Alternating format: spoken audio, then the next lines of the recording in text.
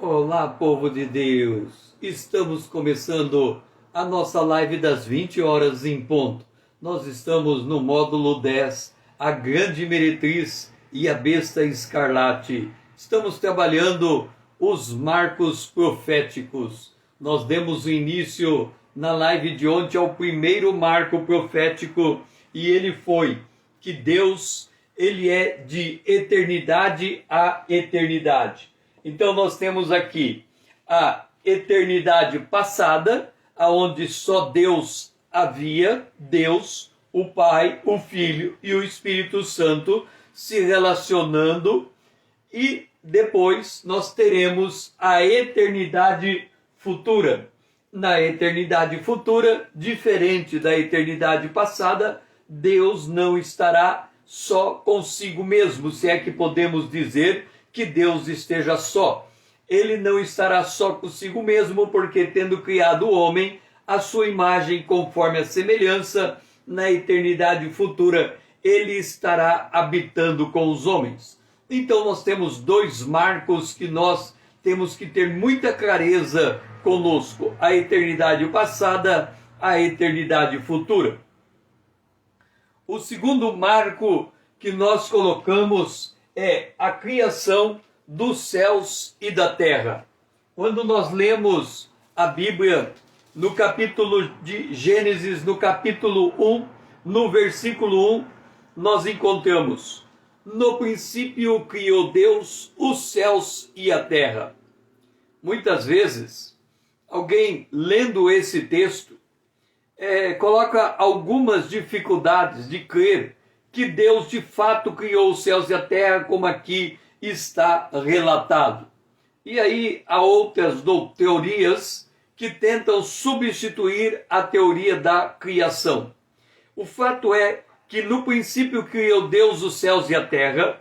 Quando nós vamos para o final da Bíblia, no Apocalipse, no capítulo de número 21, nós lemos: vi novo céu e nova terra, pois o primeiro céu e a primeira terra passaram e o mar já não existe.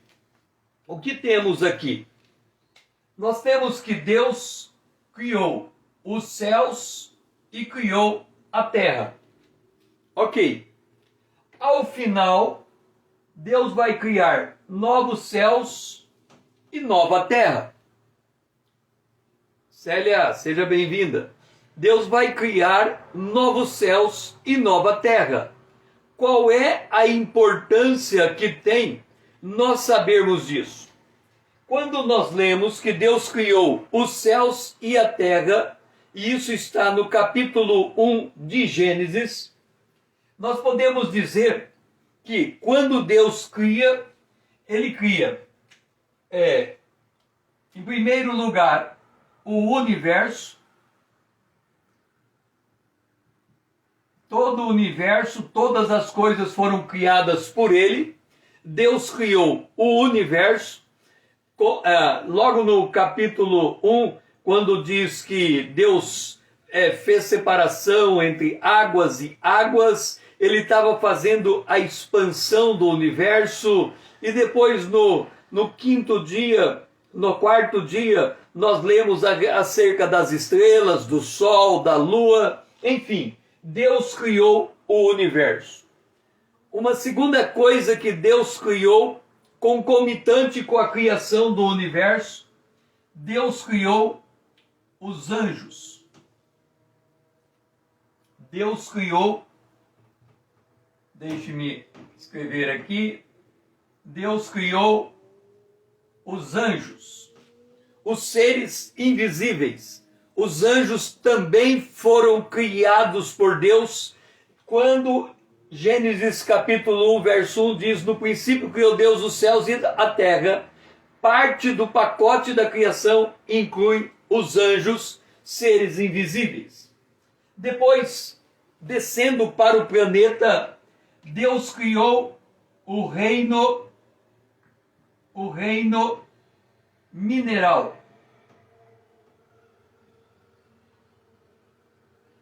Deus criou o reino mineral. Descendo depois, Deus cria o reino vegetal.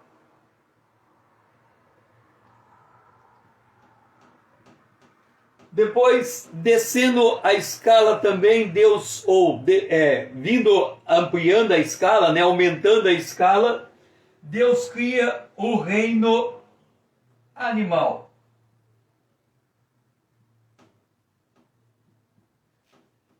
O reino animal. E por fim, Deus cria o ser humano, o homem. Então, quando lemos Gênesis, o capítulo 1, nós não vamos encontrar, senão de maneira muito sutil, os anjos, porque nós encontramos a referência dos anjos no capítulo 2, quando diz assim: assim foram acabados os céus, a terra e todo o seu exército. Este exército está incluso os anjos. Mas nós podemos ir em Colossenses, capítulo 1, Colossenses, capítulo 1, e nós vamos ler assim: pois nele, em Jesus Cristo, foram criadas todas as coisas, nos céus, o universo, e podemos destacar aqui, quando nós falamos dos diferentes reinos, nós estamos falando aqui da terra, ou seja, Deus criou os céus e a terra. Então ele diz: foram criadas todas as coisas no céu e sobre a terra, as visíveis e as invisíveis, sejam tronos, sejam soberanias, quer principados, quer potestades, tudo foi criado por ele, por meio dele e para ele, ou seja, por meio de Jesus Cristo e para Jesus Cristo. Então, Deus criou todas essas coisas. Aí você vem e me pergunta: César, por que você está evidenciando como um marco a criação dos céus e da terra e fazendo esse detalhamento de todas as coisas? Vamos ler o que está escrito no versículo, no capítulo 1 de Gênesis, no versículo 31. Deus, depois de criar todas essas coisas listadas aqui, ele diz: viu Deus tudo quanto fizera, e eis que era muito bom. Entenda, Deus criou o universo, os anjos, o reino mineral, o reino vegetal, o reino animal, o homem, e a avaliação dele era que tudo aquilo que ele havia criado era muito bom. Ok, mas por que a citação de que este é o marco temporal que nós devemos observar em contraposição com vi novos céus e nova terra? Agora vamos para Apocalipse, no capítulo 21, diz assim: vi novo céu e uma nova terra, pois o primeiro céu e a primeira terra passaram. De tudo que ele criou aqui, foi criado também, ele criou os céus, deixe-me destacar aqui, ele criou aqui no universo, ele criou os céus, e na terra ele criou o mar. No capítulo de Gênesis, quando lemos no capítulo 1, nós vamos encontrar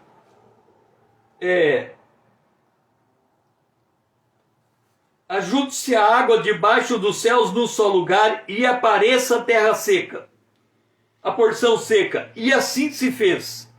A porção seca chamou Deus terra, e aos ajuntamentos das águas ele chamou de mares. E viu Deus que era bom. Acontece que no capítulo 1 no versículo de número 6 em diante, nós estamos no segundo dia da criação. Está escrito: haja firmamento no meio das águas e separação entre águas e águas. Fez, pois, Deus o firmamento e separação entre as águas debaixo do firmamento e as águas sobre o firmamento, e assim se fez. O chama atenção que no segundo dia da criação Deus não disse que era bom quando ele separou as águas. E quando nós vamos para Apocalipse capítulo 21, nós não encontramos mais o mar. O mar, de tudo aquilo que ele criou e declarou que era muito bom, não há menção para o mar. No livro de Provérbios está dito que, vamos ver se é Provérbios, na Bíblia está dito que Deus estabeleceu um limite para o mar e as águas não passam. Então, quando você parar diante do mar e você ver as águas avançando sobre a areia, é como se ela quisesse romper os limites que Deus tinha dado a ela. É como se as águas do mar estivessem em constante estado de rebelião. O fato é que quando Deus cria novos céus e nova terra, ele não cria o mar juntamente. Dora, seja bem-vinda. Mas o que eu quero chamar a atenção é isto. Se Deus viu que tudo que ele fez era muito bom, como é que será o novo céu e a nova terra que Deus vai criar? Ela guarda uma correlação com o que Deus criou, porque Deus viu que estava bom. O problema do meio do caminho foi o pecado que afetou o relacionamento de Deus com o homem, e para isso Jesus veio, dando a sua vida pelo pecador, para o restaurar e o reconciliar com Deus. Então entenda, Deus criou os céus e a terra. Tanto é que quando nós entrarmos na eternidade futura, a Bíblia diz que Deus habitará com os homens. Quando Jesus ressuscitou e ele aparece na revelação do Apocalipse ao apóstolo João, ele é descrito como o filho do homem e a sua aparência é como a do ancião. Ora, o apóstolo João, em 1 João no capítulo 3, versículo 3, ele diz que quando Jesus se manifestar, nós seremos semelhante a ele. O apóstolo Paulo, falando em 1 Tessalonicenses, no capítulo 4, ele diz que nós seremos arrebatados com Deus. Em 1 Coríntios, capítulo 15, o apóstolo Paulo, depois do verso 50, ele diz assim: nós teremos corpo glorificado. Então, qual será a nossa aparência na eternidade? Aquela que temos hoje.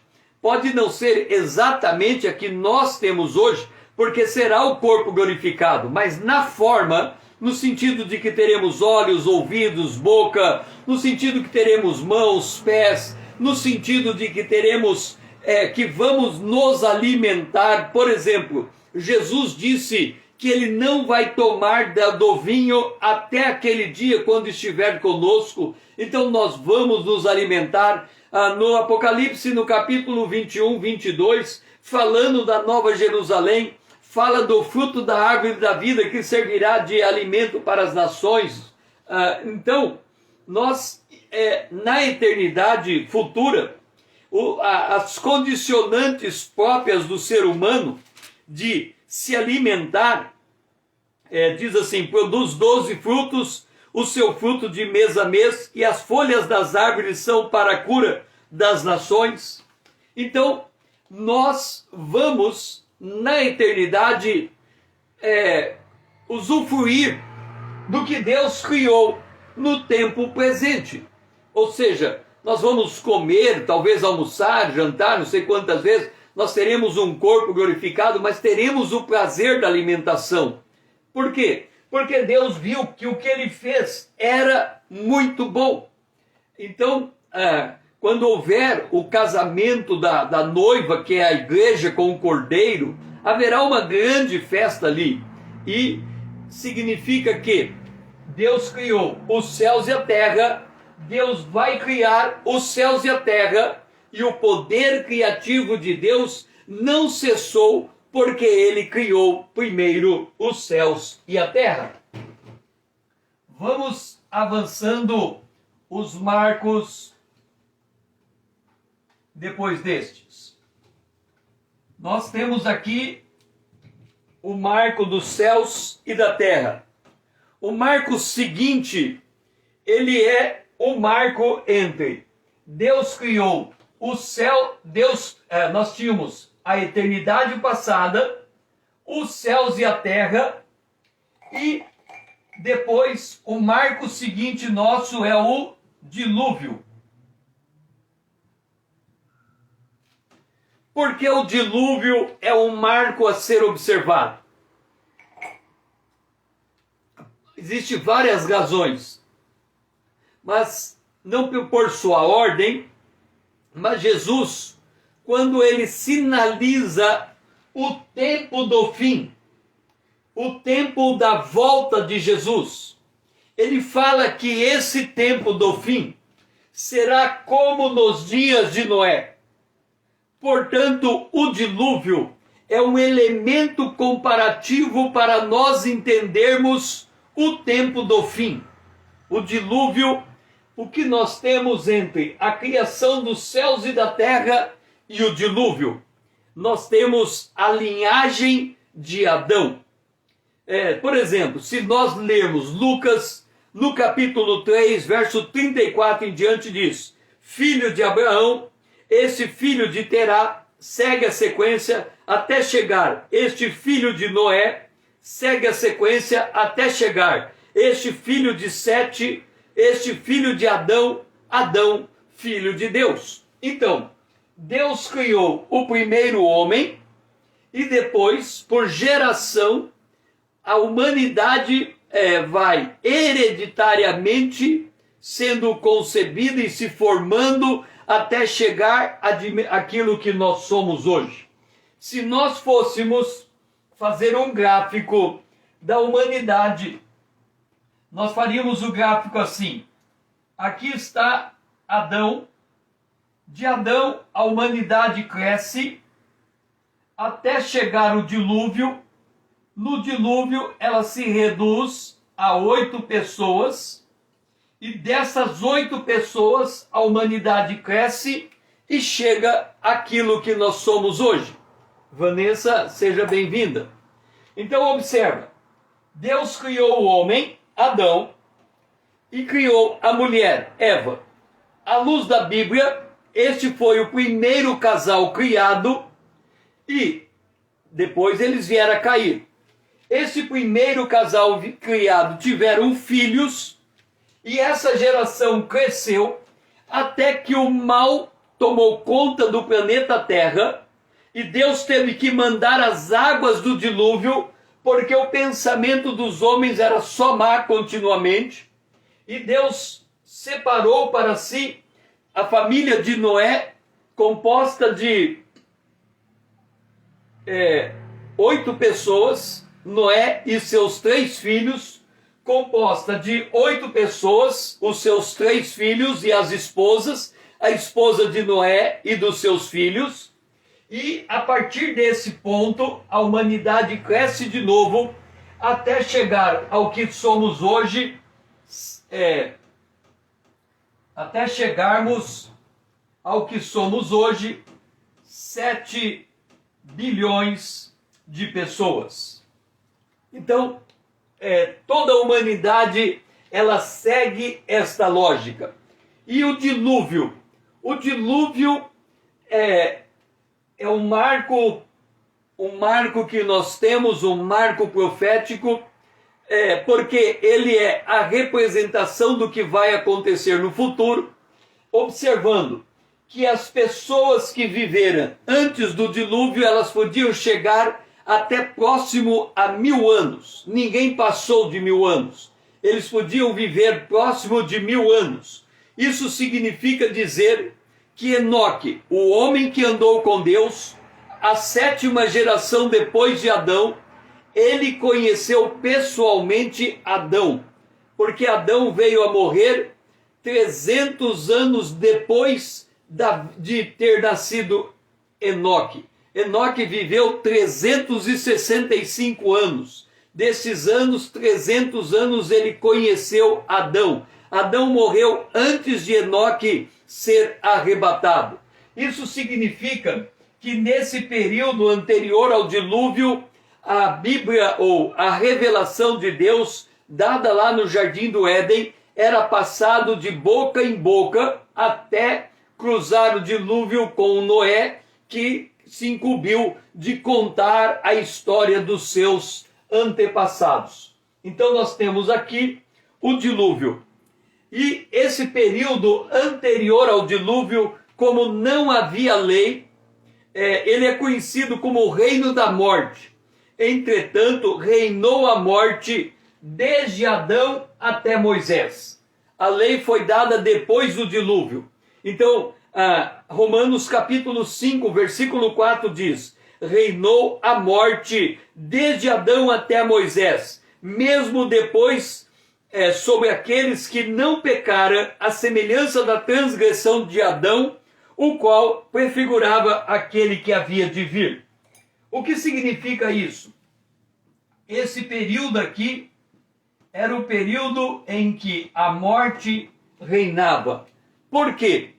Porque Deus disse: se comer do fruto proibido, vai morrer. E o homem comeu do fruto proibido. E a Bíblia diz que a partir do momento em que ele comeu, a morte passou para toda a humanidade. Como não havia a consciência da lei de Deus, então o que imperava aqui era que quando chegava o fim da vida do indivíduo, o fim da vida natural do indivíduo, ele morria. Ou então ele podia morrer por causa da violência daquela época. Mas ali, todo aquele período é chamado de o domínio da morte. E aqui nós temos a linhagem de Caim. Quando Caim matou Abel, ele foi repreendido por Deus, não aceitou a repreensão, e a Bíblia diz que ele saiu da presença de Deus e ele construiu uma sociedade muito similar à sociedade que temos hoje, porque ele foi responsável por construção de cidade e a sua descendência foi responsável pela pecuária, foi responsável pela cultura através das músicas e também foi responsável pela indústria através dos instrumentos de cobre. Então, a sociedade que temos hoje, ela tem esse princípio da sociedade de Caim, uma sociedade que se constrói fora da presença de Deus, que quer se separar da presença de Deus. Então, o nosso segundo marco profético é o dilúvio. Não o segundo, né? O nosso marco profético seguinte é o dilúvio. Então nós temos aqui a eternidade passada, a criação dos céus e da terra. O marco seguinte depois disso é o dilúvio. O marco seguinte depois do dilúvio é a cruz de Cristo. Entre o dilúvio e a cruz de Cristo que nós temos? Entre o dilúvio e a cruz de Cristo nós temos Israel. Aqui nós tínhamos a linhagem. O povo de Deus anterior ao dilúvio era formado pela linhagem de Caim, de Adão, a linhagem santa. Depois do dilúvio, nós temos Israel, e Israel ele vai até a morte e ressurreição de Jesus. E aqui nós podemos acrescentar a mulher grávida, vestida de sol, no Apocalipse, no capítulo 12. aquela mulher vestida de sol com a lua debaixo das estrelas, é Israel, representando o momento em que Maria dá a luz a Jesus, que de acordo com Apocalipse capítulo 12, é o varão que vai reger a terra. Ali há uma dupla figura, porque Jesus, o texto diz que o filho varão foi arrebatado para Deus. O arrebatamento que está sendo citado é o arrebatamento da igreja. A igreja é o corpo de Cristo. A cabeça, que é Cristo, ele foi elevado aos céus e colocado, assentado à direita de Deus. Aí nasce com ele a igreja, com o derramamento do Espírito Santo que aconteceu depois da morte e ressurreição de Jesus. A igreja surge para ser o povo de Deus na terra. Este período que nós encontramos Israel atinge o seu momento de glória quando ele traz no mundo o Filho de Deus. Note uma coisa, quando nós lemos no Antigo Testamento que Sara, esposa de Abraão, era estéril, que Rebeca, esposa de Isaque, era estéril, que Raquel, esposa de Jacó, era estéril. A esterilidade dessas mulheres era um dos mais sérios dramas da humanidade. Por quê? Por que a mulher sofria tanto por não ter um filho no mundo antigo, estas mulheres de fé? Porque lá na queda de Adão, em Gênesis capítulo 3, no versículo 15, chamado de proto-evangelho, Deus disse à serpente: a semente da mulher vai pisar a cabeça da serpente e a serpente vai lhe morder o calcanhar. Eu porei inimizade entre a mulher e a serpente, entre a semente da mulher e a semente da serpente, e a semente da mulher vai pisar a cabeça da serpente e a serpente vai lhe morder o calcanhar. Essa semente é Jesus Cristo. O que Deus estava dizendo ali no Jardim do Éden, e Adão creu nessa promessa, era que de um ventre de uma mulher nasceria o Salvador. Então entenda, toda a história do Antigo Testamento é a história do nascimento do Salvador. É a saga para esse nascimento. Jesus, ele vem da linhagem de Adão, ele vem da linhagem de Abraão, ele vem da linhagem de Davi, até chegar em Maria e nascer. Então toda a história do Antigo Testamento é a história do nascimento deste menino. E quando Israel cumpre a missão, ele atinge o máximo da glória. Só que aconteceu algo terrível com o povo judeu. Porque, tendo eles alcançado a glória, por ter trazido Jesus ao mundo, a incredulidade de Israel derrubou Israel, e Israel foi espalhado entre as nações. Por quanto tempo Israel foi espalhado entre as nações? Até 1948. 1948. Hoje, nesses dias, hoje é o dia 14 de maio, nós estamos comemorando o ressurgimento do Estado de Israel. Então entenda, Israel atinge a sua glória no nascimento de Jesus, mas ao mesmo tempo a sua incredulidade faz com que caia sobre ele o juízo de Deus e ele é espalhado entre as nações até chegar o ano de 1948. Então nós temos aqui o marco profético, a eternidade passada, o marco profético do dilúvio, o marco profético da morte e ressurreição de Jesus. Este período da história de Israel é também conhecido como a dispensação da lei. Entenda, antes do dilúvio não havia lei, por isso que antes do dilúvio reinava a morte. Depois do dilúvio, Paulo escreve em Romanos capítulo 2, o versículo 12: assim, pois, todos os que pecaram sem lei, também sem lei perecerão. E todos que com lei pecaram, mediante a lei, serão julgados. Romanos capítulo 2, o versículo 12. Observa um outro detalhe. João capítulo 1, versículo 11, diz: Jesus veio para o que eram os seus, e os seus não o receberam. É uma coisa terrível, mas Israel fez isso. Ele não conseguiu entender o dia da vinda do Messias. E ele rejeitou. No entanto, Jesus veio dos judeus, ele nasceu de Maria. Então, em Israel havia um povo crente. Este era guardado no seio de Abraão. Quando Jesus morreu e ressuscitou, ele desceu até o centro da terra. Ele foi até o Hades, pegou a chave da morte do inferno, pegou a chave da morte.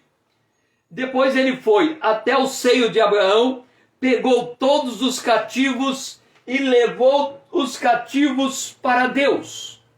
Então todos os santos do Antigo Testamento permaneceram no chamado seio de Abraão, até a morte de Jesus.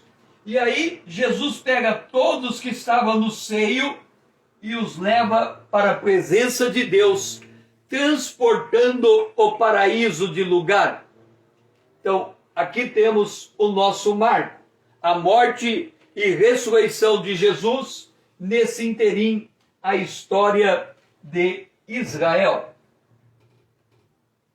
Depois, nós podemos deixar aqui a marca 1948.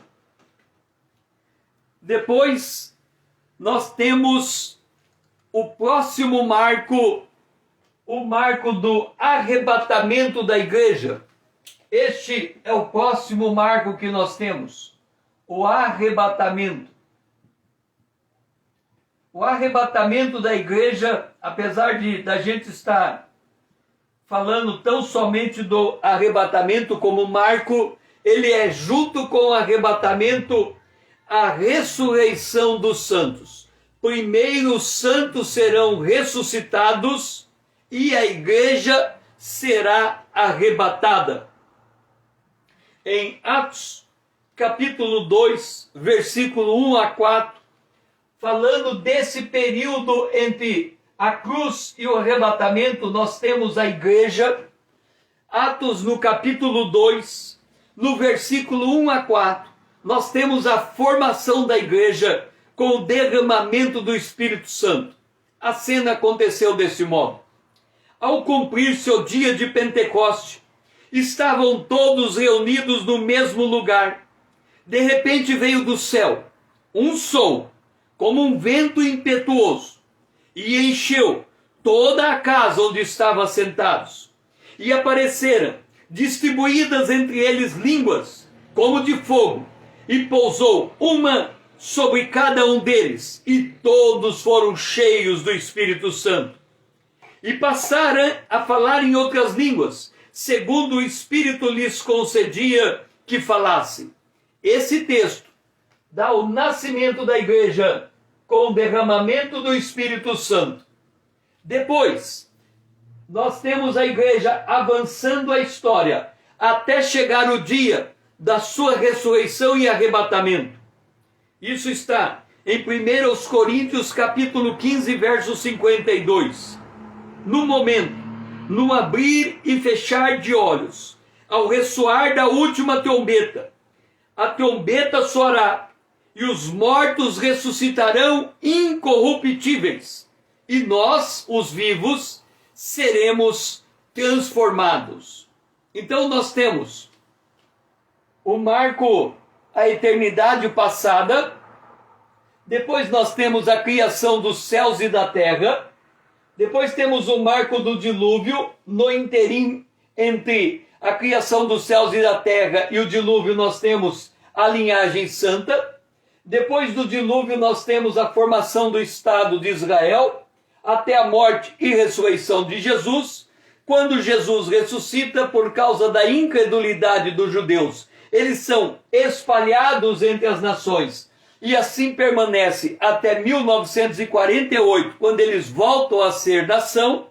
E depois de 1948, o marco seguinte que nós temos, e ainda não aconteceu, é a ressurreição dos santos e o arrebatamento da igreja.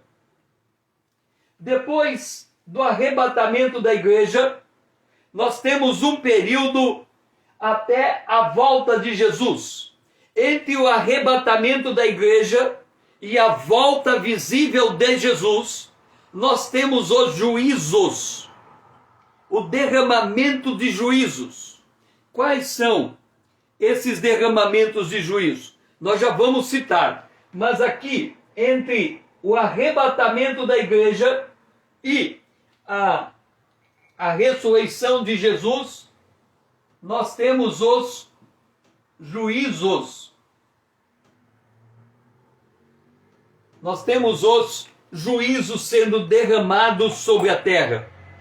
2 Tessalonicenses, no capítulo 1, do versículo 6 a 10, nós lemos o seguinte: ouça, se, de fato, é justo para com Deus, que ele dê em paga tribulação aos que vos atribulam, e a vós outros que sois atribulados, alívio juntamente conosco.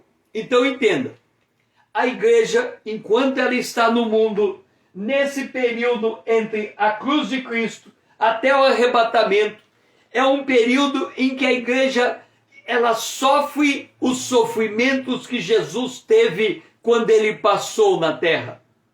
Os sofrimentos que nós passamos, angústia, depressão, tristeza, frustração, tudo aquilo que não dá certo, isso que a gente sente, o peso no nosso coração, são partes do sofrimento de Jesus Cristo. Ele disse: no mundo vocês terão aflição, tende bom ânimo, eu venci o mundo. Então Jesus, ele vê a nossa aflição em toda a nossa jornada nesse planeta. Mas ele diz: quando do céu se manifestar o Senhor com os anjos do seu poder. Quem são os anjos do poder de Deus? É a própria igreja, porque ela vai ser arrebatada e ela vai voltar com Jesus. Quer dizer, a igreja arrebatada, ela vai voltar com Jesus. E ela vai voltar e ela vai ser contada como se fossem os anjos. Lembra que Jesus disse: no céu não se casa nem se dão em casamento, serão como os anjos. Então a igreja voltará com Jesus. E quando ela voltar com Jesus em chama de fogo, vai ser tomando vingança contra os que não conheceram a Deus, e contra os que não obedecem ao Evangelho de nosso Senhor Jesus Cristo. Se você esteve comigo nessas 34 horas em que nós estivemos apresentando as igrejas do Apocalipse, as 7 igrejas do Apocalipse, nós havíamos demonstrado que o diabo tem 2 objetivos. O primeiro, aliás, 3 objetivos. O primeiro objetivo é ser igual a Deus. O segundo objetivo é ter domínio, poder político. E o terceiro objetivo é ter poder religioso. Quando aqui diz que Deus vai tomar vingança aos que não conhecem a Deus, ele vai tomar vingança sobre aqueles que estão debaixo do poder político. E quando diz aqui que ele vai tomar vingança contra os que não obedecem ao evangelho de nosso Senhor, ele está falando do joio no meio do trigo. Ele está falando do fermento no meio da massa. Ele está falando da apostasia que vai tomar conta da igreja, daqueles que mesmo ouvindo o evangelho dioturnamente, amaram mais esse mundo do que o evangelho e desobedeceram o evangelho. Então, esses juízos que estão para vir depois do arrebatamento, esses juízos, eles sofrerão penalidade de eterna destruição, banidos da face do Senhor e da glória do seu poder, quando vier a ser glorificado nos seus santos, e ser admirado em todos que creram naquele dia, porquanto foi crido entre vós o nosso testemunho. Então, temos um marco chamado juízos, e esses juízos, eles serão manifestados em forma de selo, trombeta e taça. Serão abertos 7 selos, serão tocadas 7 trombetas e serão derramadas 7 taças. São as diferentes fases dos juízos divinos nesse período depois do arrebatamento da igreja. Acerca dos selos, Apocalipse capítulo 5, versículo 1. Vi na mão direita daquele que estava sentado no trono um livro escrito por dentro e por fora, de todo selado com 7 selos. Aqui está a primeira sequência de juízos que virá sobre a terra. Então vi os 7 anjos que se acham em pé diante de Deus, e lhe foram dados 7 trombetas. Apocalipse 8:10. A segunda sequência de juízos, 7 trombetas. Então, um dos 4 seres viventes deu aos 7 anjos 7 taças de ouro, cheias da cólera de Deus, que vive pelos séculos dos séculos. E aqui estão as 7 taças de ouro. Os 7 juízos, 7 selos, 7 trombetas, 7 taças. O marco seguinte que nós temos é o marco do milênio.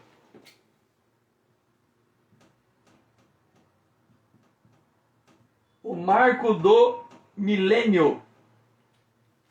Depois que terminar os juízos, virá o milênio, que é o reino em que Jesus Cristo governará o planeta Terra.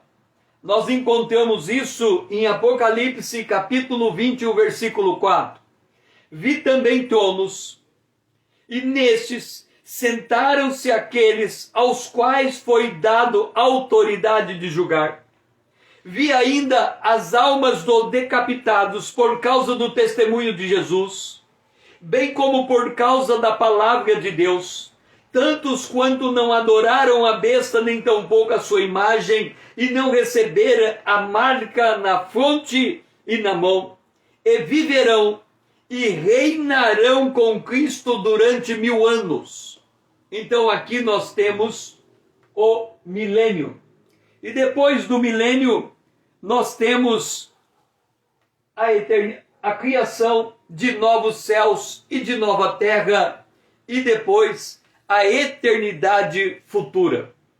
Então, recapitulando os nossos grandes marcos proféticos, é muito importante que nós tenhamos uma visão clara desses marcos, porque nós devemos enxergar na nossa vida se nós estamos antes do marco ou depois do marco, se o marco ainda está por vir ou ele já veio.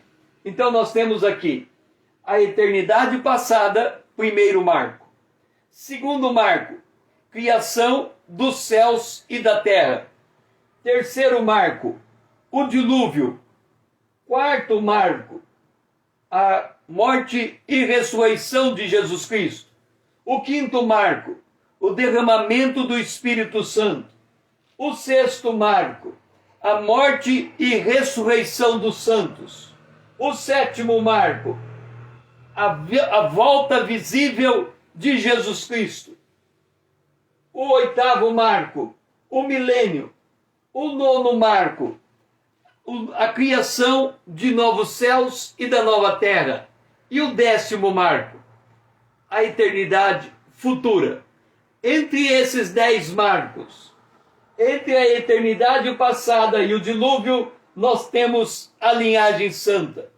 Entre o dilúvio e a cruz, nós temos Israel. Entre a cruz e o arrebatamento, nós temos a igreja. Depois do arrebatamento, nós voltaremos a encontrar Israel. Depois do arrebatamento, Jesus volta para salvar os judeus da batalha de Armagedon. Então, entre o arrebatamento e o retorno visível de Jesus, nós temos o retorno, a recontada da história de Israel, a continuidade da história de Israel.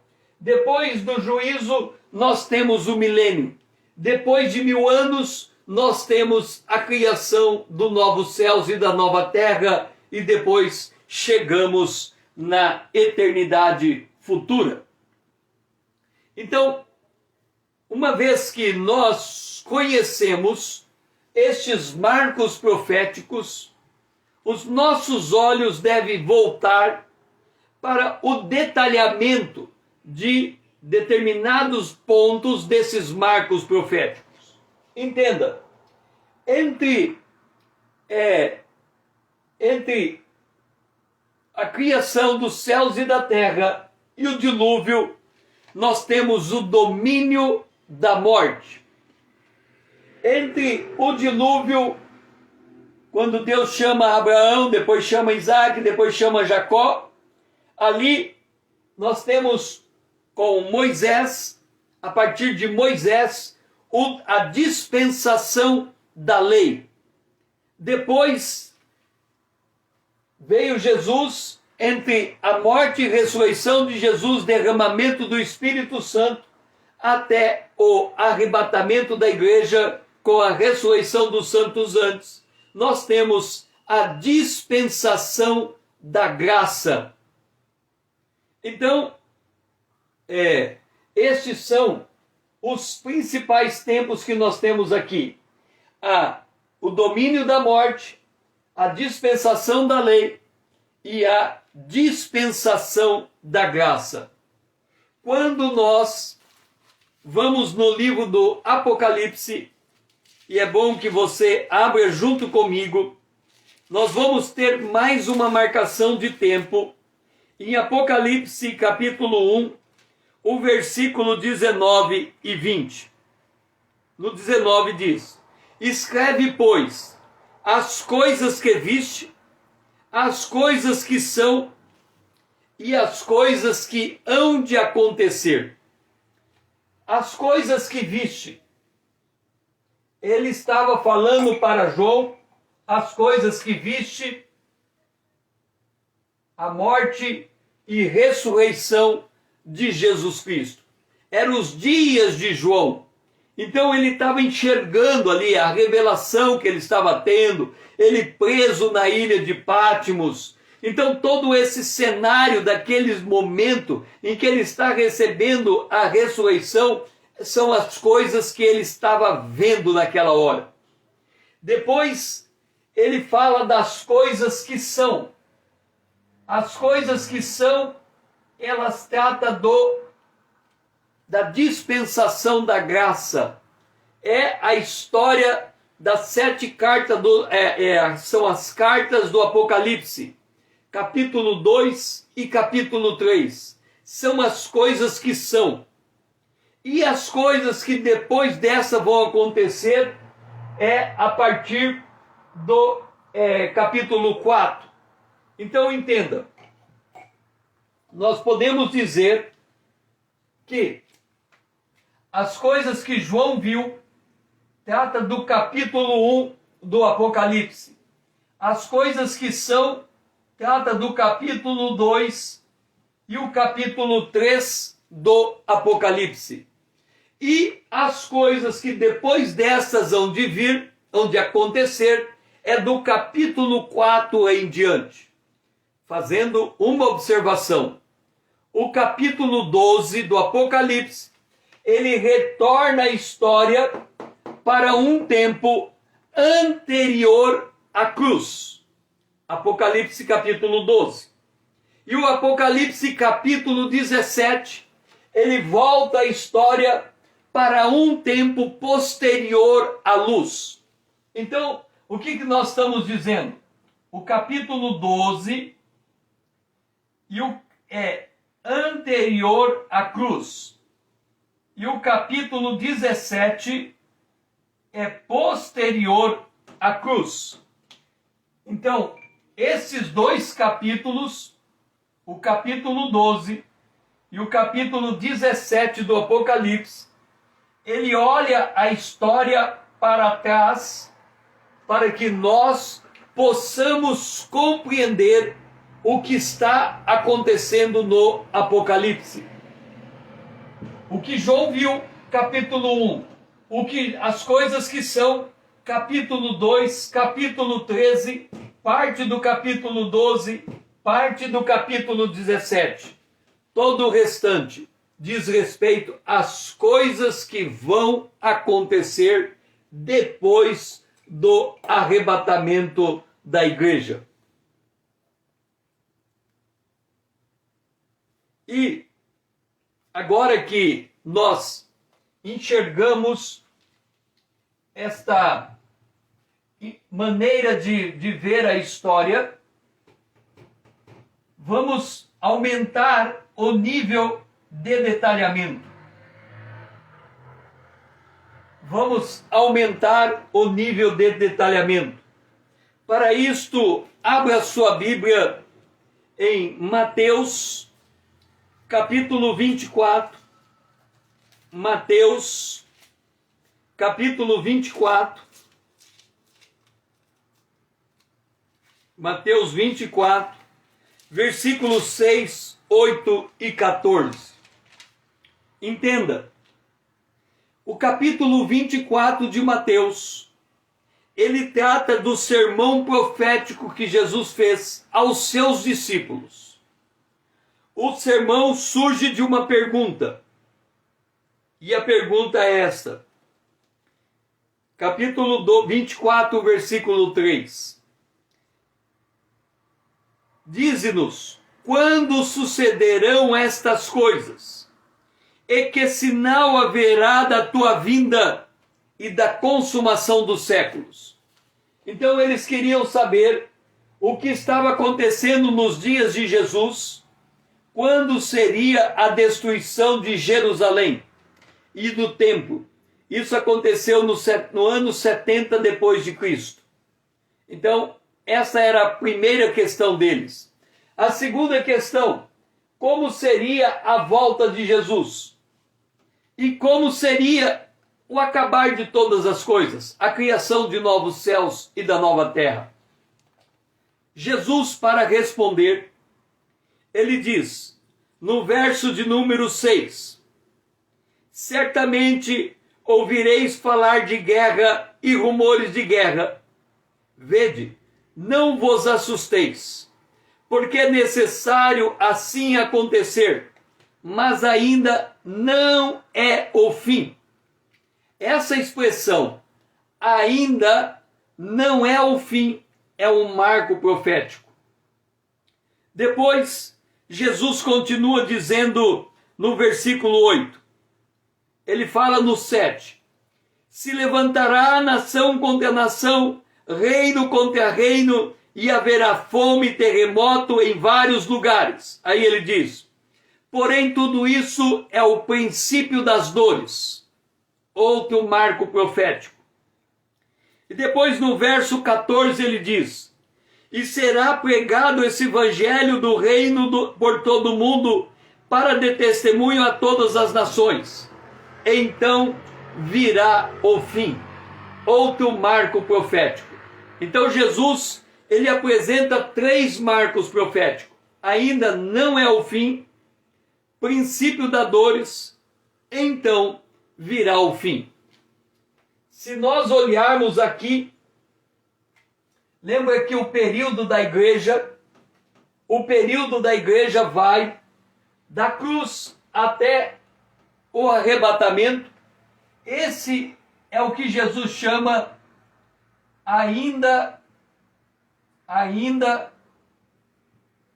não é o fim. Esse é o tempo que Jesus disse, ainda não é o fim. Esse tempo começa na cruz e termina no arrebatamento da igreja. Depois Jesus disse que do princípio de dores. Então eu vou colocar aqui para nós entendermos melhor. Nós temos o arrebatamento da igreja. Arrebatamento. Aí depois nós temos um período de tempo entre o arrebatamento e o que vai acontecer depois do arrebatamento. Esse período aqui é chamado de princípio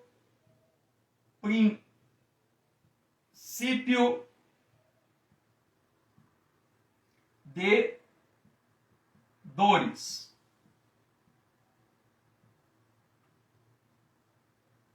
Esse princípio de dores é o segundo tempo que Jesus define, que é um tempo que vai acontecer depois do arrebatamento. E ele ainda diz, ainda então virá o fim. E ele diz aqui, virá o fim.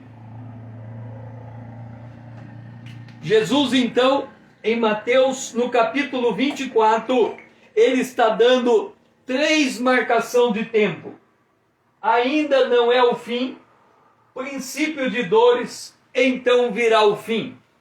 E aí, olhando para esses marcos proféticos, nós podemos entender o que vai acontecer em cada um destes marcos proféticos. Eu vou detalhar na live de amanhã o que acontece em cada um desses marcos proféticos. Por enquanto, nós vamos entender os nossos marcos proféticos aqui. Aqui nós temos o dilúvio. Então, entre a criação dos céus e a terra, o dilúvio, nós temos a linhagem santa. Entre o dilúvio e a cruz, nós temos Israel. Entre a cruz e o arrebatamento, nós temos a igreja. Entre o arrebatamento e a volta de Jesus, nós temos de novo Israel. Depois, nós temos o milênio. Nós temos aqui o milênio. E depois do milênio, nós temos a eternidade futura. Esse período, o período histórico em que João viveu, no Apocalipse ele é conhecido como as coisas que ele estava vendo. Esse período da igreja, que é do Pentecoste até o arrebatamento, no Apocalipse é chamado de as coisas que são. Jesus chama esse mesmo tempo, ainda não é o fim. Depois do arrebatamento, antes do virá o fim, nós temos o princípio de dores. Depois que virá o fim, ele fala que na segunda semana nós temos a abominação no templo. Portanto, este aqui é a 70ª semana de Daniel. Então Jesus está dizendo, da cruz até o arrebatamento, ainda não é o fim. Quando acontecer o arrebatamento, entre o arrebatamento e o dia do Senhor, haverá um período chamado princípio das dores. depois do princípio da dores, inicia o dia do Senhor, que são os 7 últimos anos da história como nós a conhecemos. Estes são os marcos proféticos. Na manhã, às 20 horas, se você puder estar comigo, nós estaremos detalhando a visão de Jesus destes marcos proféticos e dando continuidade. Mas é muito importante que a gente tenha na nossa mente os marcos proféticos e o que está acontecendo no interim de cada marco profético. Célia, Dora, Vanessa, foi muito bom ter vocês aqui comigo. Se vocês puderem estar comigo às 20 horas amanhã, se o Senhor assim nos permitir. Venha fazer parte da minha comunidade me seguindo aqui no Instagram e também ali no YouTube. E envie este vídeo. Nos ajude a despertar o povo de Deus para que ele se coloque de pé e Cristo possa esclarecê-lo. Que você tenha um restante de dia abençoado na presença de Deus e que o Senhor seja louvado.